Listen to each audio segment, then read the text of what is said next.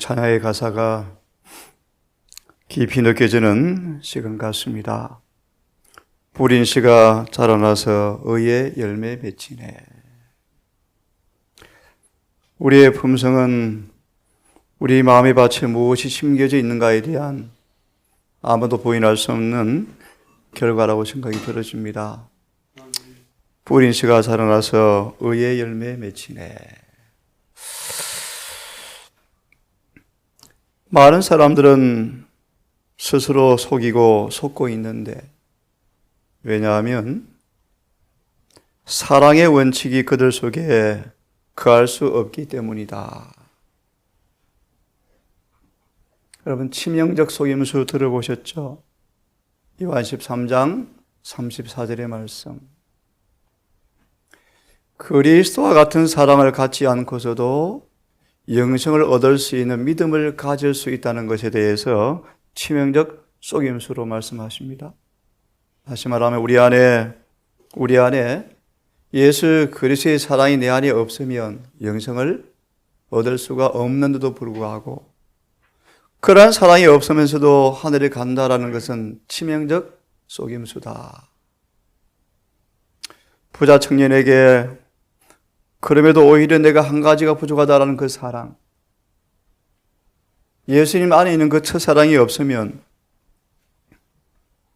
사로 2장 10절처럼 불의 모든 속임수가 진리의 사랑을 받지 않은 모든 사람들을 막겠다고 얘기하시죠? 속이겠다, 그렇게 말씀하십니다. 예수께서 십자가의 그늘 속으로 걸어가시는데 11 제자는 여전히 자신들의 상태에 대해서 속고 있고 주님의 가르침을 깨닫지 못하고 그분의 진리가 그들에게 숨겨진 것 같다라고 말씀을 하셨습니다. 로마 3구절을 보면서 이 아침 주님의 음성을 좀 듣기를 원합니다. 로마서 7장 11절을 좀 읽고 이 아침 주님의 죽으심과 부활과 그 놀라운 사실을 말씀했지만 하나도 깨닫지 못하고 말씀이 감추었으므로 저희가 주의 말씀을 알지 못하였더라 라는 말씀을 좀 더 생각해 보겠습니다. 7장 11절. 죄가 기회를 타서 계명으로 말미암아 나를 속이고 그것으로 나를 죽였는지라. 이 말의 의미가 뭘까요, 여러분? 죄가 기회를 타서 계명으로 말미암아 나를 속였다. 구절을 보시면 전에 내가 법을 깨닫지 못할 때, 원론적인 답을 드리면 바울은 율법과 복음과의 관계를 이해를 못했습니다. 죄에 대한 곡해가 심했죠. 의에 대한 잘못된 계례가 팽배했죠. 말씀을 보면서 이해를 시켜드리겠습니다. 죄가 기회를 타서 나를 속였다. 시대소망 432페이지를 좀 펴시기 바랍니다. 시대소망 432페이지를 좀 펴셔서 누가 가장 크냐 라는 두 번째 말씀을 보시면 소망 432페이지 누가 가장 크냐라는 제하의 제목의 두 번째 문단을 보시면 예수님은 당신 앞에 놓인 사건, 십자가의 사건을 제자들이 준비하고 깨닫도록 하기 위해서 준비시키려고 힘쓰셨다. 죽음을 당하시고 넘기시고 하는 예고를 하셨는데 8번째쯤 보시면 제자들은 아직도 그분의 말씀을 이해하지 못하였다. 왜 그런가 하면 그들의 마음에는 경쟁하는 정신이 자리를 차지하고 있었다. 그들 속에 죄가 품어져 있었죠. 예를 들면 잠언 27장 4절, 잠언 27장 4절 메모해 놓고 찾으십시오. 잠언 27장 4절 예를 듭니다. 우리 속에 시기와 질투의 죄를 품으면 우리의 시기, 우리의 눈은 완전히 삐뚤어져 버린다. 그리하여 그분의 품성을 알아볼 수가 없다. 지금 11 제자가 그들 속에 경쟁심이 숨겨져 있더라. 품어져 있더라. 아직도 그들은 그분의 말씀을 이해하지 못하였다. 그들의 마음에는 경쟁하는 정신이 자리를 차지하고 있었다.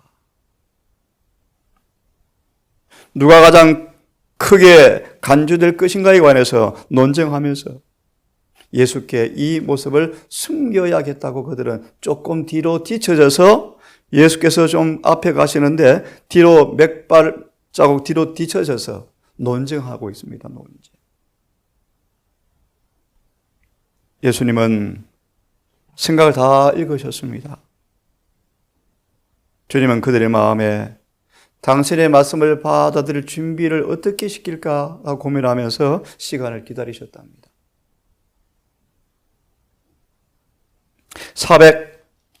434페이지로 넘어가시면 434페이지로 넘어가시면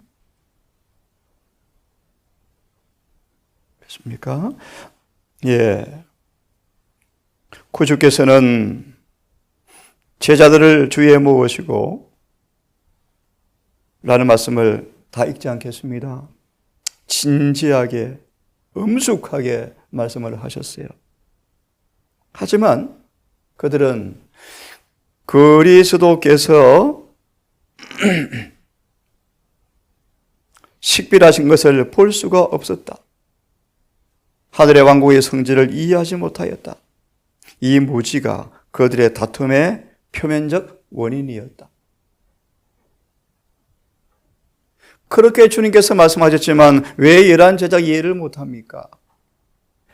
참된 원인은 깊숙한 곳에 있었다. 왕국의 성질을 설명함으로써 주님께서 그들이 이야기를 보냈지만 그래서 왕국의 성질을 이해하지 못하였다. 얼마 동안은 분쟁이 진정시켜지는 듯 보였지만 근본적 원인은 해결되지 못한 채 그들은 여전히 주님을 따라갑니다.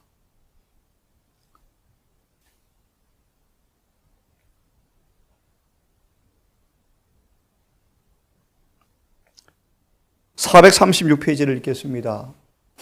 나중에 자세하게 읽어주십시오. 436페이지를 읽겠습니다. 루시퍼는 하나님과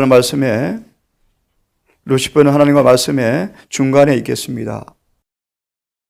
이제 십자가가 그분 바로 앞에 있었는데 그분의 제자들은 이기심, 즉 사탄의 왕국의 원칙으로 가득 차서 저희 주님을 동정할 수가 없었으며 그들을 위하여 당신께서 수욕을 받을 것을 말씀하였을 때 그분을 이해할 수가 없었다. 제가 지금 뭘 말씀을 드립니까? 죄가 괴를 타서 계명을 쫓아 나를 속였도다. 나를 죽였도다. 주님께서 그렇게 분명한 확신으로 말씀하였음에도 불구하고 왜 그들이 알아듣지 못하고 깨닫지 못합니까? 그들 속에 죄가 그들을 속이고 있죠. 예수께서는 매우 부드러운 하지만 엄숙한 어조로 옳지 못한 것을 시정하려고 하였지만 하늘나라를 지배하고 있는 원칙이 무엇인 것과 하늘 조정의 표준에 의하여 평가를 받는 참된 위대함이 어디 있는지를 보이셨다. 그런데 한참 건너뛴 이제 요즘 공부하는 새 나라의 율법 여전히 그들이 못 깨닫고 있죠. 자만과 높아지는 것을 좋아하는 동기로 움직이는 사람들은 자기 자신을 생각했으며 그들이 받은 선물에 대해 하나님께서 어떻게 보답할까를 생각하기보다는 오히려 그들이 받을 보수에 대해서 생각한다. 그들은 사탄의 반열에 동참했으므로 하늘나라에서는 자리를 차지하지 못할 것이다. 요한복음 8장을 다시 펴겠습니다.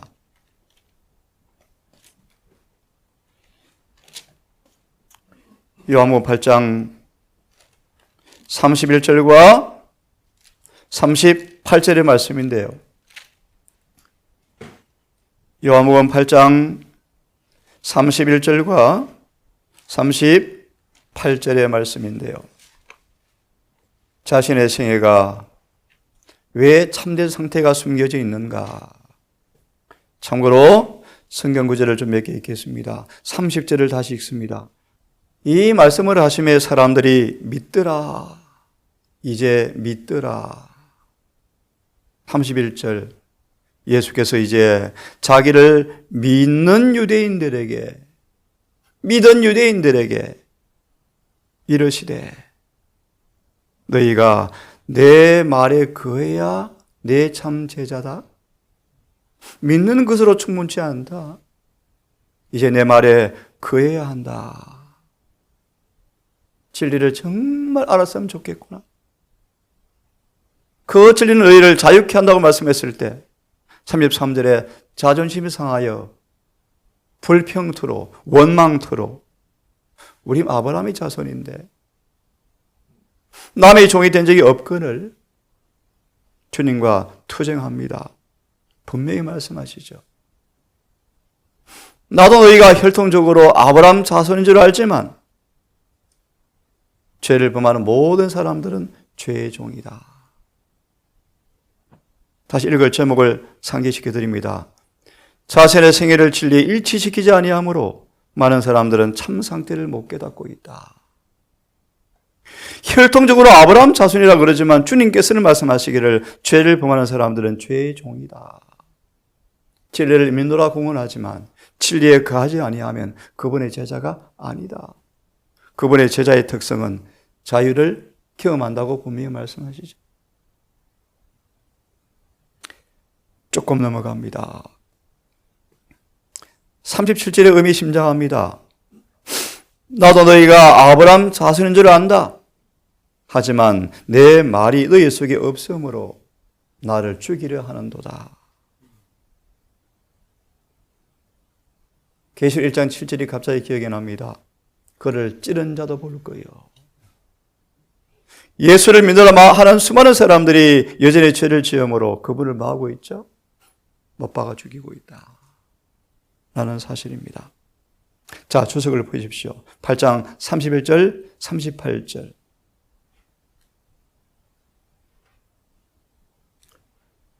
우리는 11제자의 모습을 보았습니다. 만약 그들이 그런 상태에 머물렀다면 구원이 없죠. 그죠? 사탄의 왕국의 정신으로 팽배한 그들의 마음속에 그분의 말씀을 도무지 이해할 수가 없죠. 본문의 말씀을 이렇게 증언은 주석합니다. 사단의 훈련을 받고 있는 사람들이다. 참 두려운 얘기입니다. 그죠?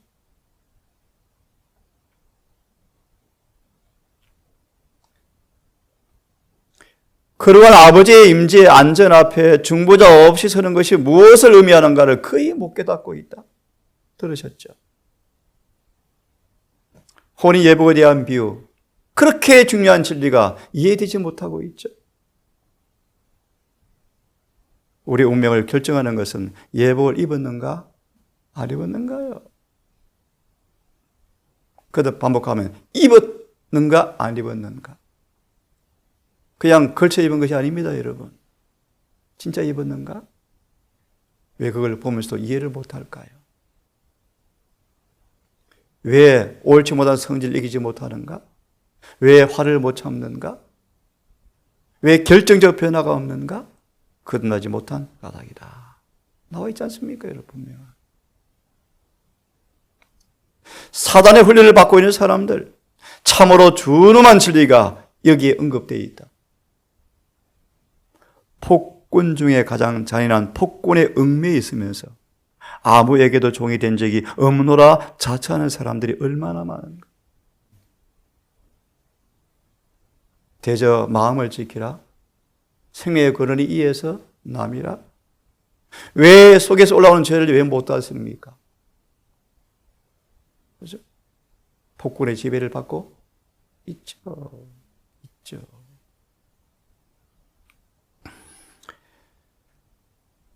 자신들은 사탄의 훈련하에 두고 있으면서 사단이 그들에게 지시하는 대로 하나님의 백성들을 대한다. 진리의 말씀을 듣고 그 기별과 그 기별자를 미워하는 사람이 참으로 많은 것은 기만적 습속에 빠져있는 그들을 진리가 불편하게 하기 때문이다. 정확하죠. 하나님의 영으로 인도받는 사람들은 참된 기별이 선포되어지면 기억하지, 자신과 더불어 싸우지만 욕심에 속한 사람들은 진리와 기별자를 대하여 싸움을 걸어옵니다. 그 다음 읽겠습니다. 그 후에 그는 그리스도는 나는 내 아버지와 함께 본 것을 말하고 너희는 너희 아비와 함께 본 것을 행하느니라. 이란 저자가 경쟁심에 서로 싸우고 있죠. 이게 우리의 모습일지 모르겠습니다. 이 말씀 속에는 두 부류의 사람들이 분명하게 드러나 있다.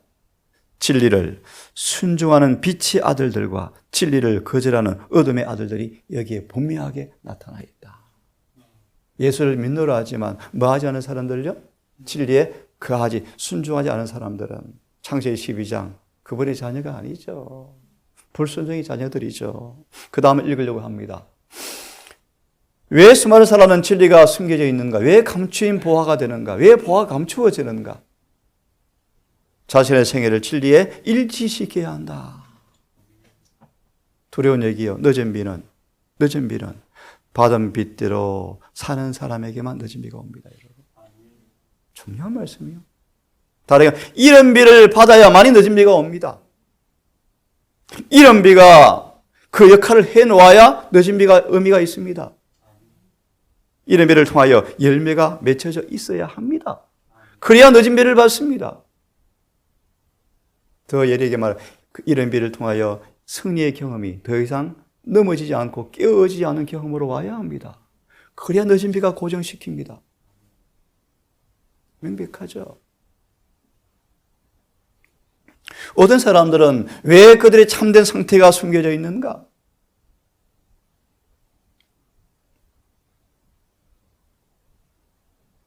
계시록 3장 14절 18절 메모하십시오. 계시록 3장 14, 18 우리의 참된 상태. 라오디게아 교회의 기별이죠.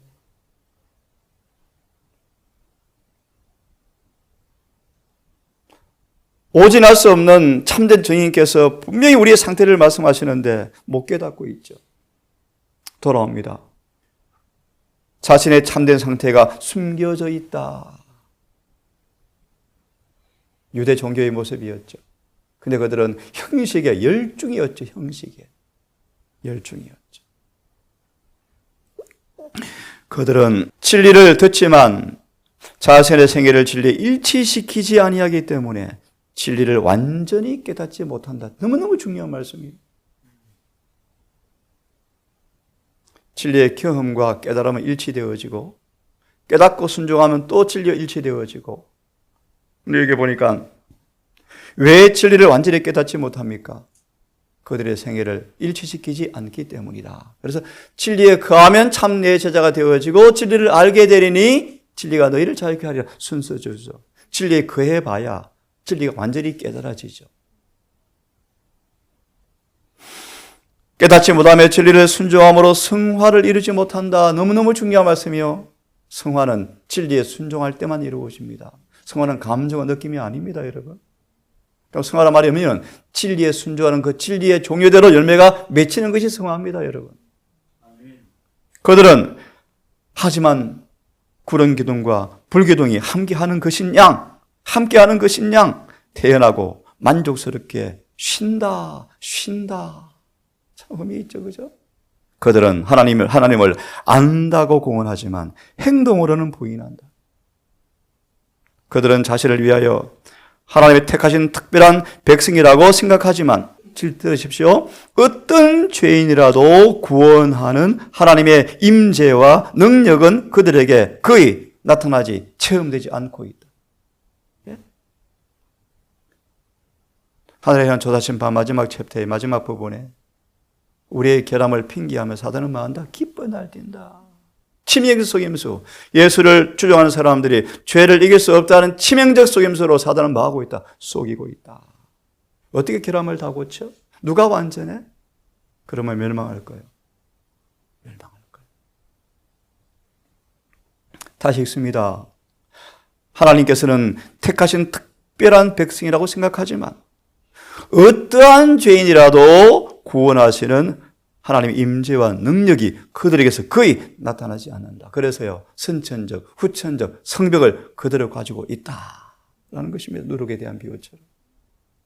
명백하죠, 말씀은. 오해할 필요가 없죠. 어둠이 얼마나 심한가, 얼마나 짙은가. 하지만 그들은 그것도 깨닫지 못한다. 빛이 빛이지만 그들은 빛을 이해하지 못한다. 누가 가장 크냐고 싸우고 있지 않습니까? 비로소 그들이 십자가에 달린 주님을 바라보고 이후에 비로소 깨어지고 눈이 열려서 오순절 다락방 그렇게 많이 울죠. 왜 그리 무식하고 바보천지였을까? 다시 한번 기회가 주어지면 그렇게 안 살았을 것을 열흘간 전심으로 기도 회개하자 성령이 임하였습니다. 그렇죠. 맞아 있습니다. 하나님께 대하여 죄를 짓고 있으면서도 자신이 옳다고 생각하며 하나님께 대하여 죄를 짓고 살아가면서 자신이 옳다고 생각하며 라오디게 교회죠. 나는 부자라 부유하며 부족한 것이 없다 하나 내 가난한 것과 벌거벗은 것과 공고한 것을 알지 못하는도다. 알지 못하는도다. 죄를 짓고 있으면서 자신이 옳다고 생각하며 하나님께서 자신의 행위를 받아주시리라고 믿게 하는 착각보다 더 큰 기만은 없다. 그들은 경건의 모양과 그 안에 담겨진 경건의 정신과 능력을 구별하지 못한다. 그들은 가난하고 비참하며 눈물고 벌거벗었으며 모든 것을 필요로 하지만 스스로 부여하여 필요한 것이 없다고 생각한다. 우리의 모습이죠. 라오디가 교회의 모습이죠. 영적 사물에 있어서 아무런 노력도 기울이지 않으면서도 그리스도를 따른다고 공언하는 사람들이 많이 있습니다. 세상 사업에 있어서는 무슨 사업이건 노력을 아끼지 아니하면서 그 목적을 달성하고자 하는 야망을 보이고 바라던 목표를 실현하면서도 영생의 사업에 있어서는 모든 것이 위기에 처해 있지만 영원한 행복이 그들에게 성공에 달려 있음에도 불구하고 마치 도덕적 존재가 아닌 듯이 참 깊이 있는 말입니다. 또한 다른 사람이 그들을 위하여 목숨이 걸린 경기를 하고 있으나 그들은 결과를 기다리는 일 외에 할 일이 없는 자처럼 무관심하게 행동하면서 구경하고 있다. 예를 간증 하나 듣습니다. 재밌다 끝납니다. 그죠? 예를 들면 그렇습니다. 참으로 두렵습니다. 무섭습니다. 한 말씀을 더 보고 마칩시다. 고린도후서 5장을 펴십시오.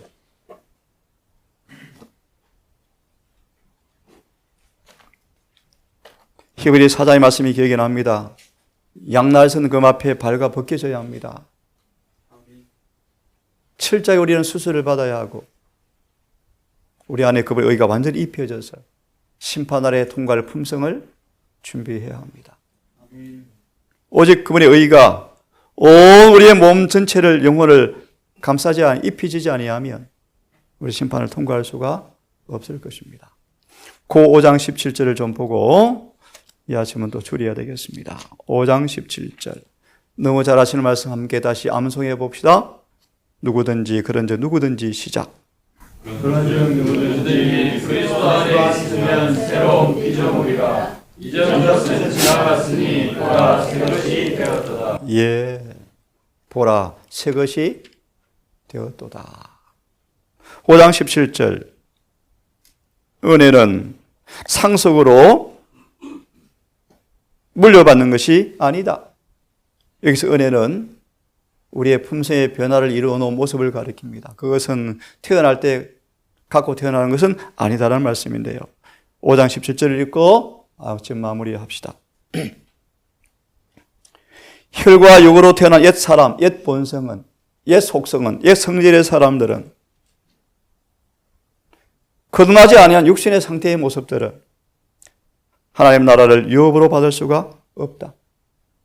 옛 방법들, 혈과 육으로 난 옛 본성의 의미를 설명합니다. 옛 방법들, 타고난 경향성들, 그리고 그 전의 습관들은 완전히 버려져야 한다. 다 버려져야 한다. 왜냐하면 은혜는 상속받는 것이 아니기 때문이다. 새로운 마음, 새 영은 상속받는 것이 아니고 거듭남을 통해서 새로 얻어야 합니다. 그러므로 이렇게 말하죠. 중생은 거듭남은 새로운 동기, 새로운 취미, 새로운 경향성을 갖는 데 있다. 예수님처럼 어린 시절처럼 그는 죄와 악을 식별하는데 너무너무 빨랐고요. 그렇죠.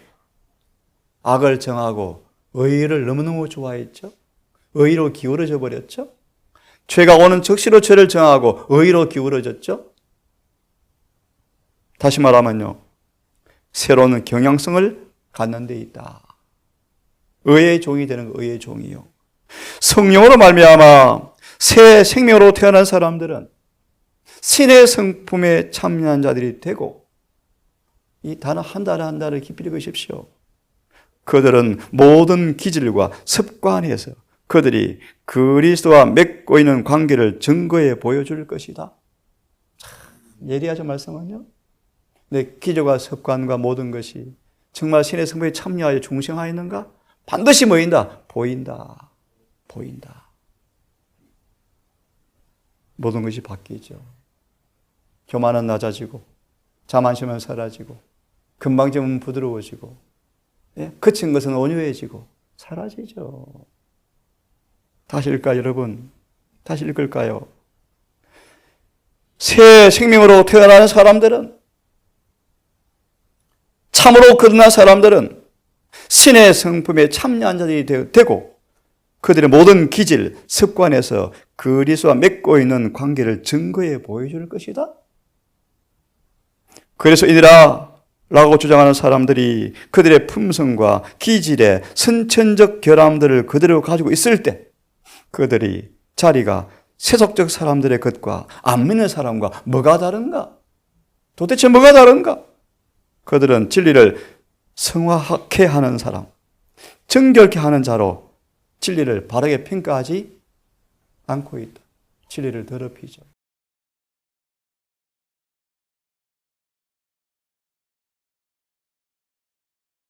기도합시다.